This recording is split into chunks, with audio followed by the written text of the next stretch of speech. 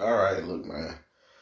Episode 1 of the Keep It Blunt podcast. So you know what I gotta do.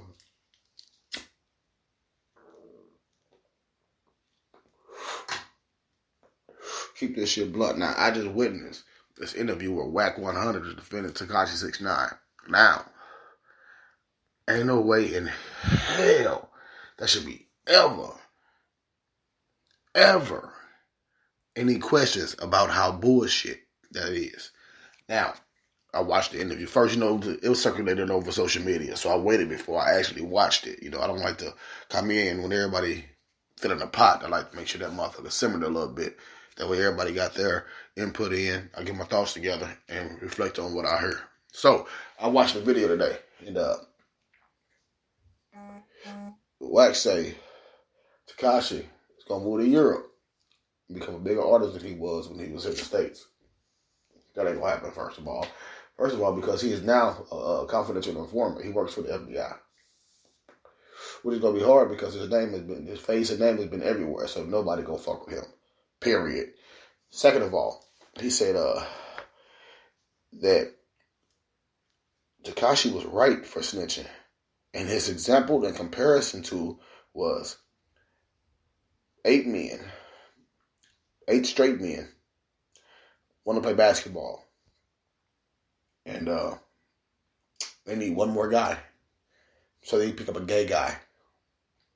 They go to the locker rooms and shower and shit. And some of them get mad when the gay guy likes it. Okay. I don't know how the fuck you just compared that to what the fuck this dude just did. Let me break down Tekashi 6ix9ine situation so you get a firm understanding. Okay. First, Tekashi is going through troubles for being a sexual predator. Fucking with the underage 13-year-old girl. And before we get into this, where everybody calling him a kid, Tekashi is almost like 23, 24 years old.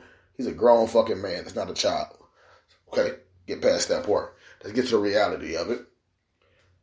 Tekashi, as an adult, knowing growing up that he wasn't a certain type of person. He wasn't a gangster. He wasn't a hustler. He wasn't, you know what I'm saying? He wasn't out here doing that shit. And you can tell because he made sure every move he made was televised.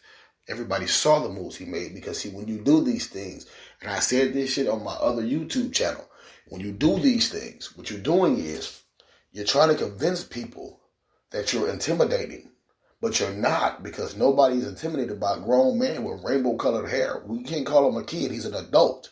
Okay, so sexual assault happened. He go on a bus on live and getting an HIV test, and he was so nervous, which means he fucking random women raw. It don't matter what they look like. He just fucking anything raw because he gets what he can. That's that. And we fast forward a little bit. He went into the Trade 9 to Treyway, and he, according to Shotty knew one of the individuals who associated with Daniel Hernandez, Tekashi 6ix9ine. He brought him around. Dude brought Tekashi 6ix9ine around, and Shotty was like, you know what? Okay, dude want to do his music. His music's on the bubble. Let's see if we can Let's see if we can get behind him and transition to something positive. Tekashi, instead of him doing his music the way that he should have been doing it, he came in trying to emulate and perpetrate a gangster. See, that's the thing. When people who are not in the culture, when these white rappers and, you know what I'm saying, these imitating rappers, I'm not even going to call out anybody else like that because black people already know that Puerto Ricans and most of the Hispanics are part of our lineage. We were there. We were conquered by Cortez. These are the Mexicans I'm speaking of. Conquered by Cortez. Therefore, the black people there became Spanish and black. That's why the Mexicans look like they look. Spaniard and black. They have a mixture. They look more Asian. But that's, neither here nor there. The point I'm making is, he jumped into the culture like a culture sponge, and he emulated being a gangster. He went everywhere on a so-called, quote-unquote, Test My Gangster tour, where he'd go pretending like he's somewhere in somebody's hood at 10 o'clock at night, but he there at like 5, 6 in the morning, and there for like 30 seconds and hear him run out, and have the police, parked across the street to make sure that he was safe. Everything he do televised. It's not because he wants to prove that he's a gangster. He's doing it so he have backing whenever something happens to him. He can point a finger at somebody. See, people don't realize that he didn't just start snitching when he got to jail. He been a fucking snitch. He been a rat. He been a person who didn't have a backbone, because you don't just develop this in one night. You get what I'm saying? It don't just happen overnight. You have to have always been mushy. You get what I'm saying? Not everybody's solid. Some people are mushy. You have to, at some point, you have to realize that we can blame Trey 9 because they knew that he was also fuck shit, but nobody had an idea what he was doing, what he was brewing. Like they didn't know that he was launching them further into indictment.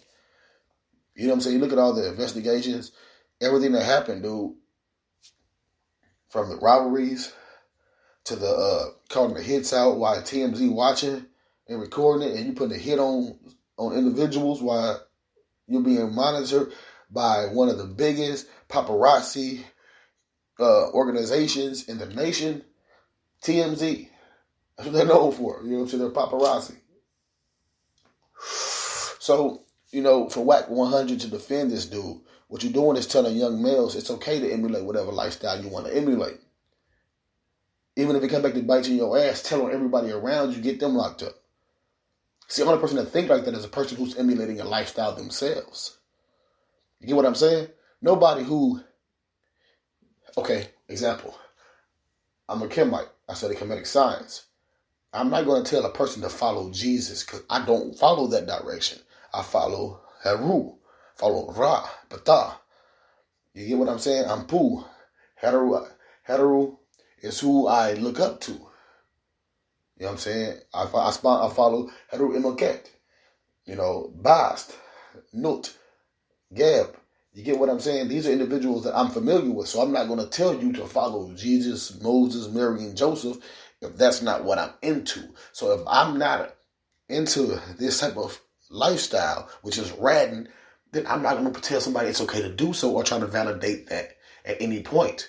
Because when it's all said and done, you have multiple individuals who are incarcerated and won't be out for, some of them 5 years, some of them decades. You get what I'm saying? 10, 20 years taken from their life because of this individual. Yeah, they fucked up, they made the mistakes. But this individual is where it all stems. Bless me. But this is where it all stems from. You get what I'm saying? He gets locked up. And the very next moment, like soon as they said, we got audio of them trying to kill you. Okay, I'm telling you everything you need to know. He didn't even hear the audio first. He went right to snitching. You know what I'm saying? They brought that man in a Popeyes and biscuit, and he went ham on everybody. That's crazy. That's craziness, man. You cannot validate or defend that shit. I don't give a fuck who you are. It's called morals and principles. If you jump in this lifestyle, it's called sacrificing. You get what I'm saying? If you jump in this lifestyle, you know what you're in for. You sacrificed everything to be here. Don't turn your back on everybody who looked out for you. Okay, you want to say, okay, they're gonna rob them. Were they? Okay, maybe they were. They fucked this old lady. Okay, this shit happens. But on your worst enemy, you don't snitch. Period. I don't give a fuck if it's a motherfucker who shot you. You don't go back and be like, yeah, man, Tony from 13th Street shot me. No. And they said, what happened? I don't fucking know. I ain't see nobody. And then you gonna handle that shit. You stand on that shit. You be a man. Firmly put your foot down on that shit. See, this young generation is guided by people like Wack 100 who gonna lead them into destruction. Then we're gonna say, oh man, Wack, he didn't see that. He's not this and that, man. Because no real man, no honorable man is gonna tell any child to do this, to lead themselves into down destruction for financial gain. Oh, that's silly, man. That's silly, dude. So just to make you prosper, you're supposed to make everybody who helped you get to this position, who protected you, looked out for you, fed you, clothed you, gave you a place to sleep at, those individuals, you're going to sentence them to decades in prison because you want a quick, easy buck. That's fucking stupid. Why not just teach the youth, use him as an example and say, look, man, Tekashi did some bullshit. It's fucked up, but we don't honor that. So instead of you motherfuckers who know you can't handle that motherfucking jail life, this is what you need to do. Go open up a business, stay in school, be productive, go do something. Don't try to emulate the gang culture if you're not of the gang culture. Because when that shit comes around, you got to stand on that shit. Period. Between Wack 100 and Tekashi 6ix9ine and these Facebook, SoundCloud rappers, I don't understand what's going on. This next generation is straight lost. It's a path of destruction, dude. Everybody is confused and lost, and they're leading each other down the wrong road, down the wrong path, and they put fire on their ass while they doing it, man, because this shit ain't right. I don't approve of it. Fuck Tekashi 6ix9ine. Wack, you need to send a better message out to the youth, fam. That's not how the fire get down, bro. On everything. That's bullshit.